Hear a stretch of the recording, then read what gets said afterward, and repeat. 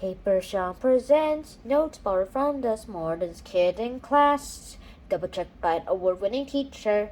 Everything you need to ace math in one big fat notebook. For the brains behind Brain Quest. Who wrote this card, the series Brain Quest? Who wrote these cards, question cards, for everyone to be able to, well, lighten up their ways. So, let's get started on today's episode of Paper Sean. Okay, let's actually get started. Unit 1, Part 5, Positive and Negative Numbers. Now, you might be wondering, why do positive and negative numbers get their own video when they were already introduced in our very first episode, other than the trailer episode, of the Math Notebook series on my channel? So I have no idea who the author is. Well, let's just see how this thing goes on. And one of the reasons is because they have their whole chapters inside. They have their whole own set of chapters inside the book, and also I need some space for them because I didn't explain them enough in our first episode. So let's get started.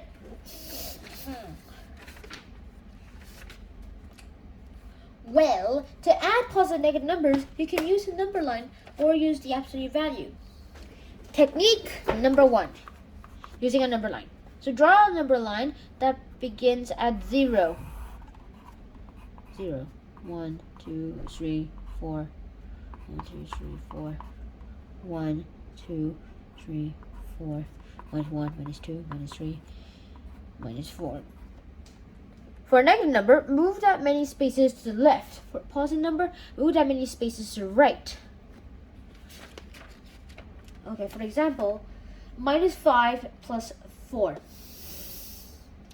Start from 0. Wait, let's go here. And then move all the way to minus 5. Then, because 4 is positive, move 4 spaces to the right. 1, 2, 3, 4. Then your number would be this, minus 1. Minus 1 is correct. But this will be very time consuming because what about this? Minus 1,345 plus 2,458. Well, do you really want to count all these spaces? No?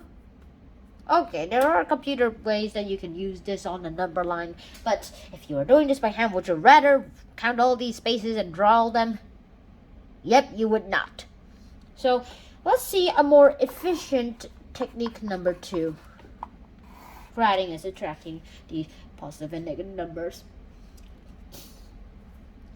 To using absolute value. If you need to add large numbers, you probably don't want to draw a number line. So you look at the size and decide what to do. Let's use minus 1 plus parentheses minus 2 as an example. If the signs and numbers you are adding are the same, they are alike, so they go in the same direction. So you can add these two numbers up and keep their sign.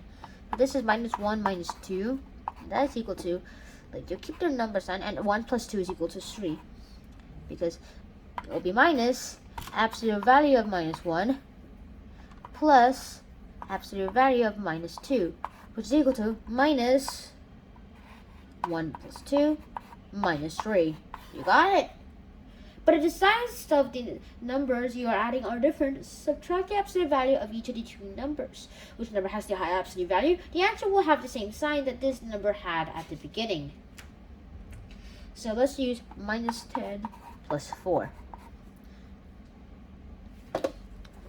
So the absolute value of minus 10 is larger than the absolute value of 4. So the answer will be minus. And then 10 minus 4, which is equal to minus 6. And that's the same answer you have.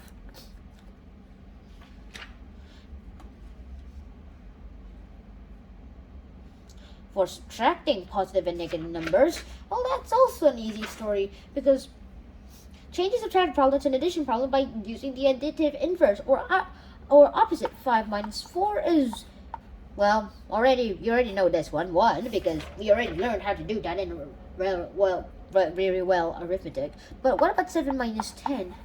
Well, that is equal to 7 plus and parentheses minus 10. And so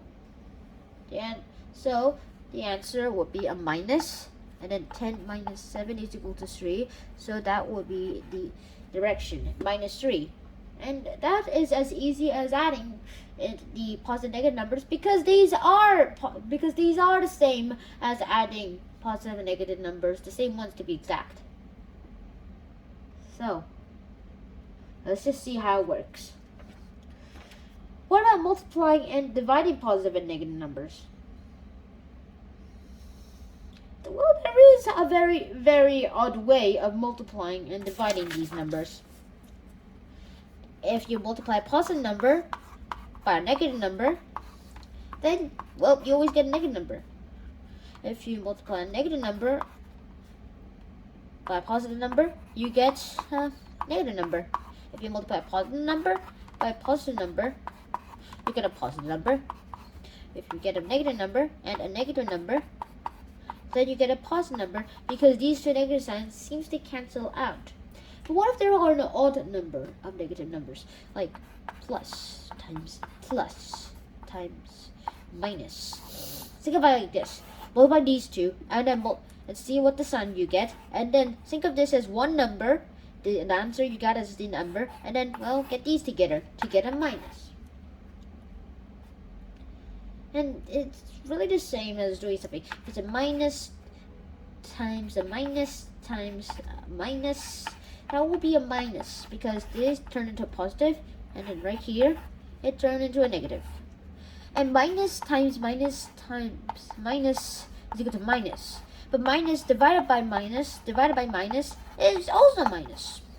The number of minuses there are affect what the sign is. It doesn't really matter if it's in times or negative divided by. If it's plus times minus or plus divided by minus, then it'll always be a minus. If it's a minus divided by times a plus or minus divided by a plus, then that is always a minus. Now let's do a couple of examples.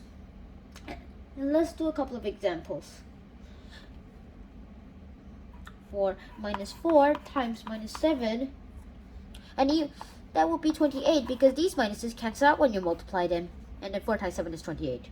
For minus 11 times 4, you just get an Einstein, and then 11 times 4 is equal to 44.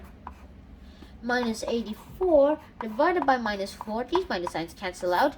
4 divided by 1 is 4, 4 divided by 2 is 8, 4 divided by 1 is equal to 4, 4 times 21 is equal to 84, so the answer is 21. Minus 2 times minus 2 is equal to, these two minuses cancel out, and this is 4, and times 2 is equal to A, you get A, an even number of negative numbers. Because it's an even number of negative numbers. If it's an odd number of negative numbers, then the answer will always be a minus. If it's an even number of negative numbers, then it will always be a plus, positive. But if it's an odd number, then a number of negative numbers, then it will always be a negative number. If you have these, do the exercises. And I'm serious. So that's it. That's multiplying positive and negative numbers for beginners.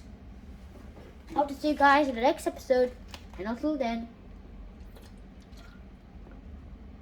stay safe.